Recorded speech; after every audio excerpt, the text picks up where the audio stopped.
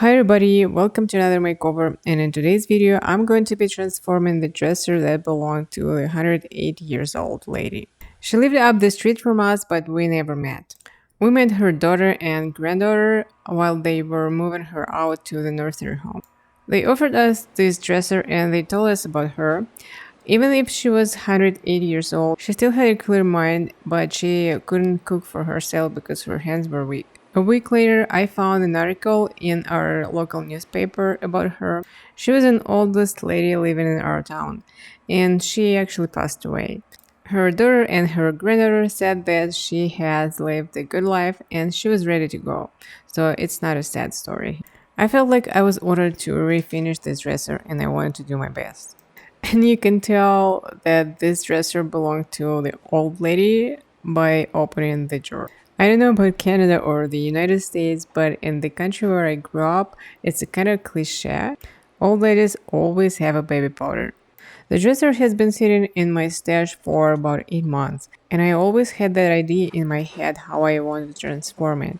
But I just didn't remember that the whole dresser was made out of scrap wood. It's a solid birch, but it's still made from pieces of birch and they glued together. And all drawers look different. There's no similar look in drawers. So I started with removing the hardware and cleaning the dresser, and I had no idea what I was gonna do. The only thing I knew, I wanted to make this dresser to look more expensive. And one of the steps to achieve this goal was to remove this old outdated skirt and add a new base. But there was a surprise under the skirt. Those dividers in the middle of the dresser, they were used as an additional support and they went down to the floor. So if I wanted to add a new base, I had to get rid of them. I used my circular saw to make a first cut and then I continued down there with the jigsaw. But I lost that footage, so you have to take my words here. I did that. And as usual, the first tool I tried to remove the old finish with was my scraper. I think the old finish was a polyurethane top coat and it didn't come off that easy, so I jumped to the stripping right away. I used my favorite circa 1850 stripper. I applied it with cheap brush from dollar store. Then I waited for about 2 minutes and then I scraped it with my plating knife.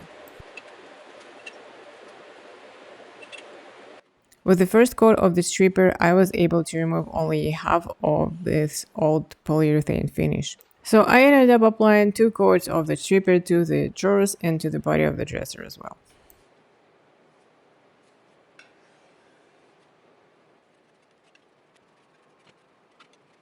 While my dresser was drying after stripping, I started building a new base. I'm crazy about the idea of upcycling and recycling, and I try to recycle as much as I can. That's why I salvaged this bed frame, solid wood bed frame from our local salvage center, and finally I had a chance to use it.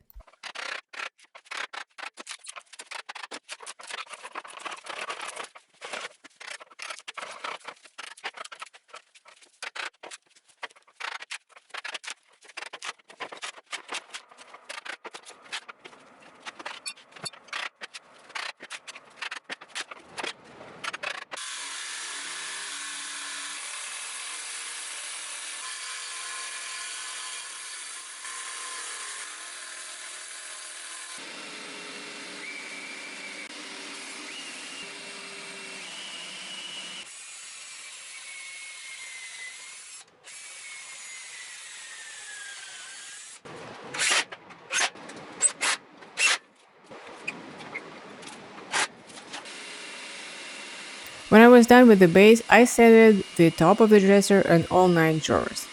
I started with 150 grit because I still had some leftovers of the old finish. I wouldn't have any leftovers if I applied the third coat of the stripper and I worked with a steel wool, but I work in my basement and because of the smell of the stripper, I try to use it as less as I can. If you work in your garage or in the shop, you can apply 3 coats of the stripper and then sand with 220 grit sandpaper. But because I started with 150, I went to 180 then and finished with 220. To hide the gaps between the boards, I applied some wood filler to the visible parts of the base. I forgot to mention that the sides of the dresser were made out of plywood, and when I cut it with the jigsaw, there were some chipped out pieces of the top ply. To fill them up, I mixed some Bonda. Bonda is a two-part filler. There are two versions of Bonda. One of them is a wood filler and the other one is automotive filler. I use the automotive one and it works good for me. I let butter dry for about 1 hour and then I sanded it, and I also kept sanded the sides of the dresser. I ordered a new hardware for this piece and I needed the holes for the new hardware to be closer to each other. But the blocks I had on hand didn't fit the existing holes, so I had to re-drill them to make them bigger.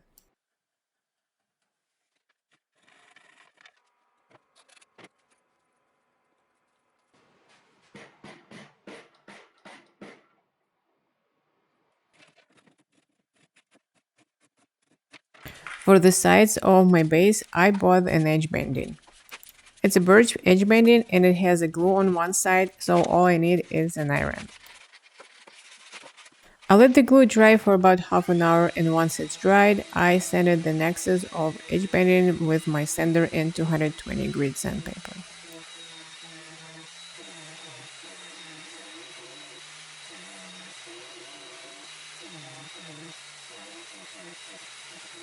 Finally, I was ready to put the dresser and the base together.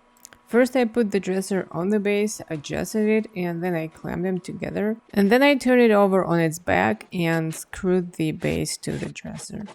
There was a little gap between the dresser and the new base I added. It wasn't the end of the world, but I didn't like it, so I squeezed some caulking in there. Then I used my finger and I worked it in the gap. And then I scraped off an excess with a putty knife.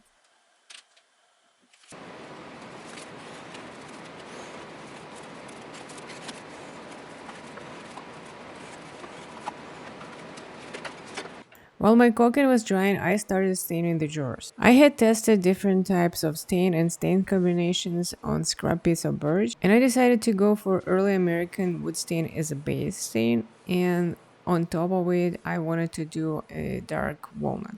But I knew that it was a birch and it is tricky with the stain. And as soon as I applied early American and I wiped it off, and I didn't like the result. I didn't want to use the wood conditioner because I wanted dark color of the stain, but if you put the wood conditioner on birch and then even if you put the dark walnut, it's not going to be dark enough.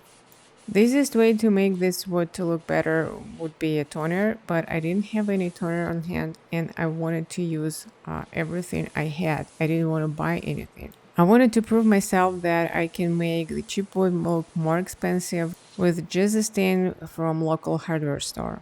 So challenge accepted, and like I said, I didn't like the results of my first staining. That's why with the other 8 drawers, I decided to do a paint wash first. I had some leftovers of the paint wash from my previous project. There was a little bit of everything mixed together, a little bit of brown paint, black paint, some water-based wood stain. So I applied the paint wash, wiped it off immediately, and let it dry for about 1 hour. While my dresser was on its back, I drilled the holes for the legs off camera, and then I screwed in the insert nuts. Once my caulking completely dried, I painted the front part and the sides of the dresser with Fusion Mineral paint in color charcoal.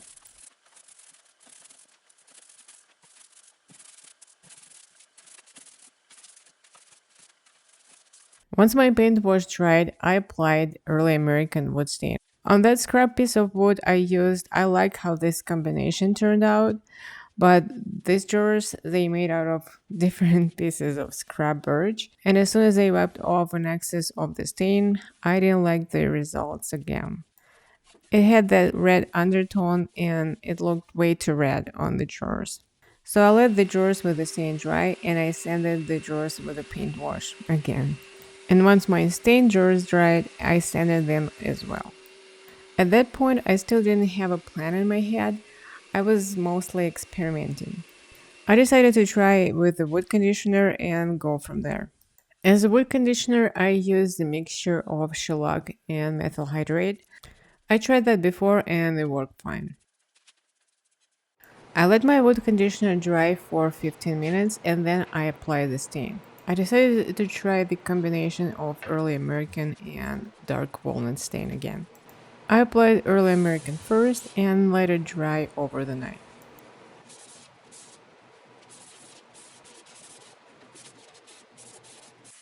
While my drawers were drying, I had time to work with the body of the dresser. First, I applied a second coat of the paint. Once the paint dried, I applied my wood conditioner to the top.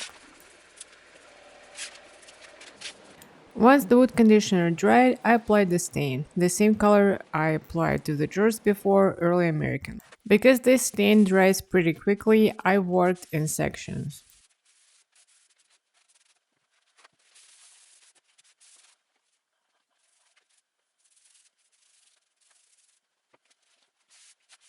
Next morning, my base coat of stain was completely dry and I applied dark walnut stain on top of it.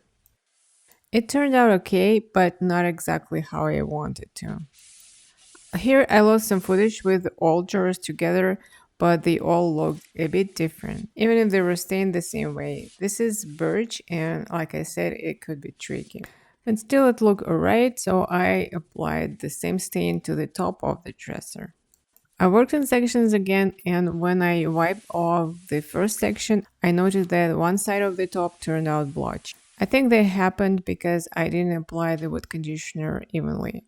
I think I applied more of the wood conditioner in some areas, and after staining, they turned out lighter. Anyways, I decided to deal with this later, and I kept going, kept staining. And as you can see, the top turned out blotchy big time. I needed to take a break and think of what to do next with the top and with the drawers. So I moved on to the legs and I painted them with the same black fusion mineral paint.